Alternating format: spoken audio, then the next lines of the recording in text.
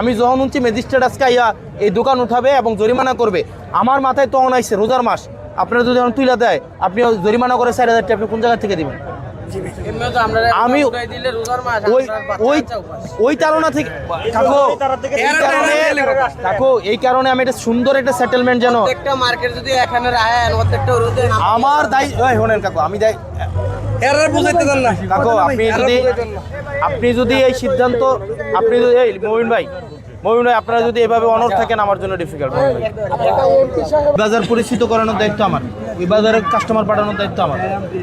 কাকু শুনেন না, আপনারা এখানে যত ফুটপাতের দোকান আছে যা আছে সব চলে যাবে হচ্ছে জেলা পরিষদের মার্কেটে। যদি আপনারা না যান তাও সিদ্ধান্ত আপনারা থাকতে পারেন, আমার সমস্যা নাই।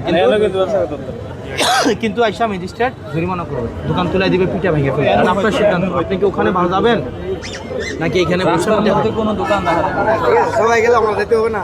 সবাই বলতে ফুটপাতের যারা আছে তারা চলে যাবে। বুঝছেন আমার কথা না? বুঝেন নাই? বুঝছেন তো কাকু?